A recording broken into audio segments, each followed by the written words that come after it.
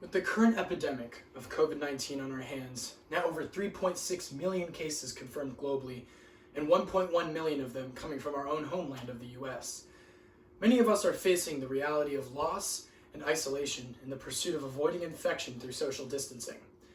Edgar Allan Poe's most famous poem, published in 1845, The Raven, describes living in his own grief, contemplating the loss of his beloved Lenore in his home alone. Only the comfort of a raven tapping on his window gives him company. Inspired from his own wife Virginia going through tuberculosis, it speaks volumes with many of those we hold close being at risk of taking their last breath. Along with our nation's current skyrocketing unemployment rate, Edgar Allan Poe was also near broke and ill while conceiving this work.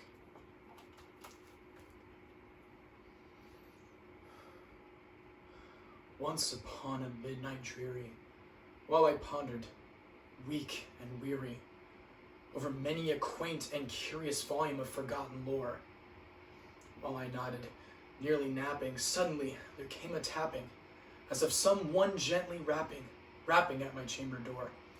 "'Tis some visitor," I muttered, "tapping at my chamber door. Only this and nothing more."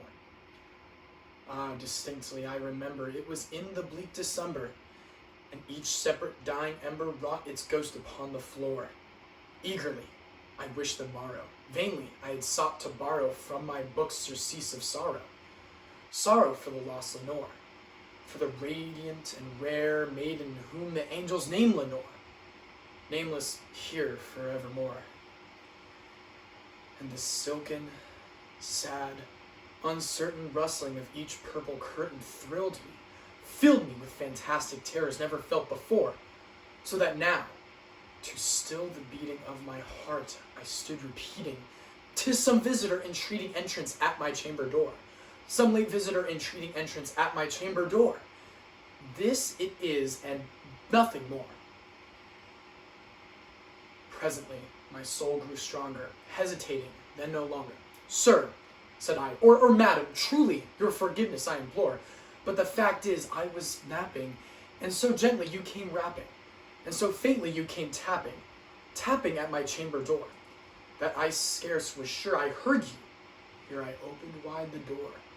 Darkness there, and nothing more." Deep into that darkness peering, long I stood there, wondering, fearing, doubting, dreaming dreams no mortal ever dared to dream before.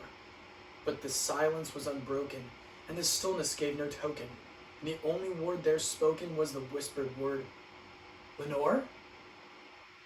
This I whispered, and an echo murmured back the word, "Lenore." Merely this, and nothing more. Back into the chamber turning, all my soul within me burning, soon again I heard a tapping somewhat louder than before. "Surely," said I, "surely that is something at my window lattice. Let me see, then, what threat is, and this mystery explore. Then may a heart be still a moment, and this mystery explore. 'Tis the wind, and nothing more." Open here I flung a shutter, when, with many a flirt and flutter, in there stepped a stately raven of the saintly days of yore. Not the least obeisance made he, not a minute stopped or stayed he, but with mine of lord or lady perched above my chamber door, perched upon a bust of Pallas just above my chamber door, perched and sat and nothing more. Then this ebony bird beguiling my sad fancy into smiling, by the grave and stern decorum of the continents at war. "Do thy crest be shorn and shaven, thou," I said, "art sure no craven, ghastly grim and ancient raven wandering from the nightly shore. Tell me what thy lordly name is on the night's Plutonian shore." Quoth the raven, "Nevermore." Much I marveled this ungainly fowl to hear discourse so plainly. Through its answer little meaning, little relevancy bore, for we cannot help agreeing that no living human being ever yet was blessed with seeing bird above his chamber door. Bird or beast upon this sculptured bust above his chamber door, with such a name as Nevermore. But the raven, sitting lonely on the placid bust, spoke only that one word, as if his soul in that one word he did outpour. Nothing farther than he uttered, not a feather than he fluttered, till I scarcely more than mothered. Other friends have flown before. On the morrow he will leave me as my hopes have flown before. Then the bird said, nevermore. Startled at the stillness broken by reply so aptly spoken, doubtless, said I, what it utters is its only stock and store, caught from some unhappy master whom unmerciful disaster followed fast and followed faster till his songs one burden bore. Till the dirges of his hope that melancholy burden bore, of never, nevermore. But the raven, still beguiling all my fancy into smiling, straight I wheeled a cushioned seat in front of bird and bust and door.